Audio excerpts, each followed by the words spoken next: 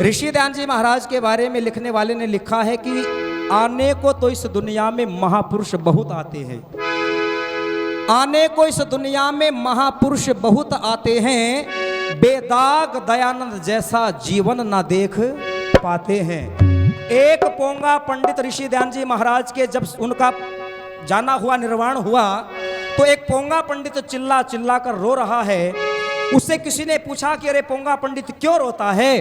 तो पोंगा पंडित कहता है कि भाई साहब दयानंद जी मर गए इसलिए मैं रो रहा हूं।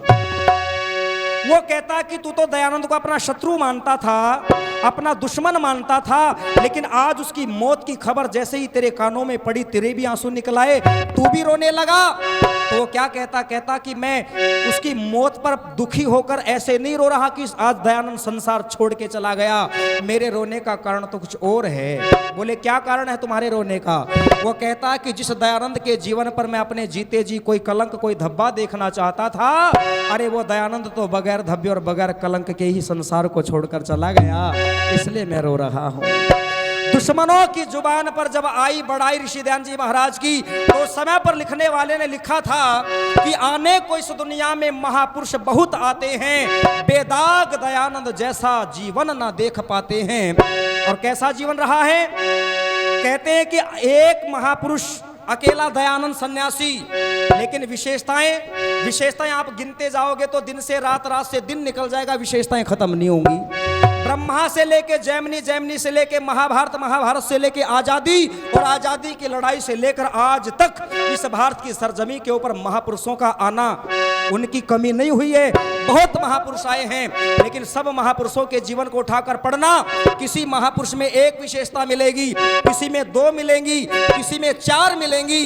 सीधी सी बात कह दूं तो अपनी उंगलियों पर गिन सकते हैं उनकी विशेषताओं को आप लोग, लेकिन ऋषि दयानंद की विशेषताएं जब गिनने लगे, महापुरुष तो अकेला था लेकिन विशेषताओं का भंडार था।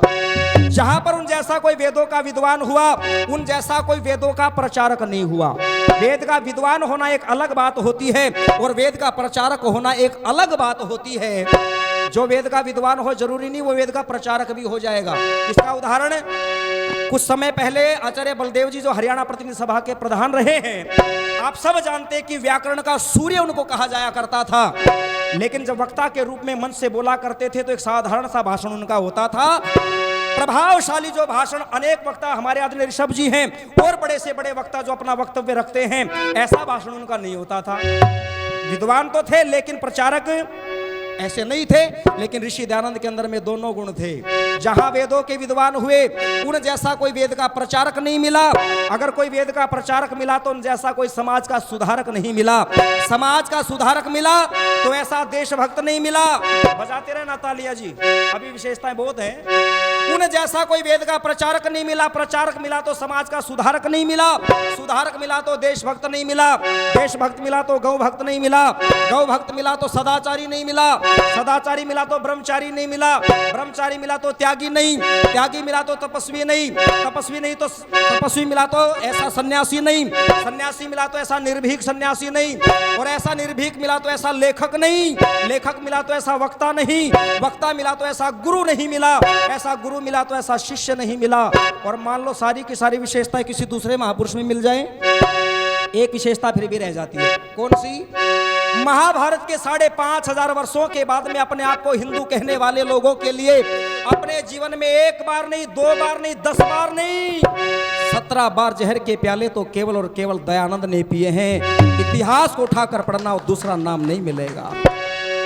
लेकिन लोग अतिशोक्ति करते हुए कह देते, बोले जी दुनिया बहुत बड़ी है, हो सकता है कोई 17 बार जहर के प्याले पीने वाला भी मिल जाए, तो फिर भी विशेषताएं खत्म नहीं हो जाती लोगों। विशेषता फिर भी रह जाती है। कौन सी? जिस व्यक्ति ने दूध के अंदर में संख्या नामक वो पारा, वो जहर मिलाकर दिया था, उस मौत को देने वाले को भी उस समय पर पैसे देकर नेपाल में भगाकर उसको जीवन दान देने का काम जो वो दया का सागर दयानंद कर गया है। सारे संसार के इतिहास को उठाकर पढ़ लेना, ऐसा कार्य और किसी दूसरे महापुरुष के जीवन में नहीं मिलेगा देखने। लोग कहते कि क्या करने वाला है ये दयानंद, क्या करने आया है ये दयानंद, अरे किसका चेला है दयानंद, कहां से आया है दयानंद। तो बस कहने वाला कह रहा था, भजन सुनाकर वाणी को विराम दे रहा हूं।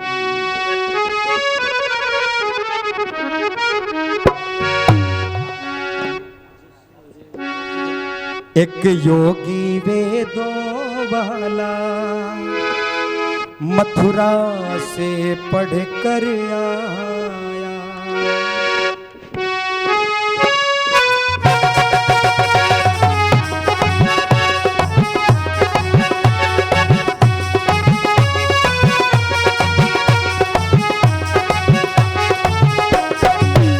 एक योगी वेदों वाला, एक योगी वेदों वाला मथुरा से पढ़ कर आया।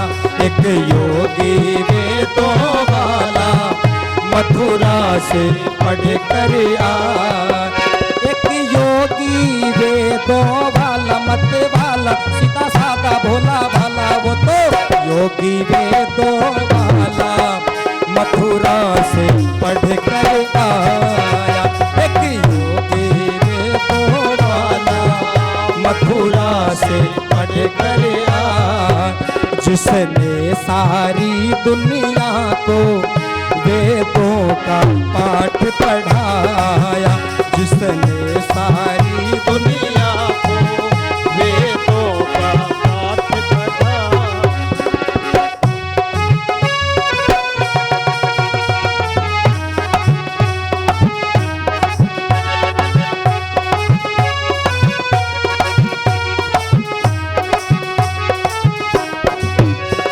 सदियों से जो बढ़ती रही पाखंड की दीवार थी। सदियों से जो बढ़ती रही पाखंड की दीवार थी। ऊंची बड़ी मजबूत थी, जो टूटनी दुश्वार थी। अरे सदियों से जो बढ़ती रही पाखंड की दीवार थी। ऊंची बड़ी मजबूत थी, जो टूटनी दुश्वार थी। बस मार के एक ही ठोकर, अरे मार के एक ही ठोकर धरती पे उसे गिराया। एक योगी वेदों वाला मथुरा से पढ़ कर आया। जिसने सारी दुनिया को वेदों का पाठ पढ़ाया। एक योगी वेदों वाला मथुरा से पढ़ कर आया। समय हो गया है, अंतिम पंक्ति सुन लो बस। वो देवता करता सदा सबके दिलों पर राज था। वो देवता करता सदा सबके दिलों पर राज था। वो अरे कहते सभी वो था ऋषि, ऋषियों का भी वो सरताज था।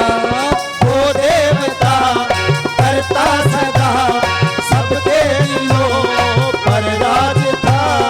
कहते सभी वो था ऋषि, ऋषियों का भी वो सरताज था। हर एक पथिक भूले को, हर एक पथिक भूले को उसने मार्ग दिखलाया। एक योगी वेदों वाला मथुरा से पढ़ कर आया। जिसने सारी दुनिया को वेदों का पाठ पढ़ाया। एक योगी वेदों वाला मथुरा से पढ़ कर आया। एक योगी वेदों वाला मथुरा से पढ़ कर आया। एक योगी वेदों वाला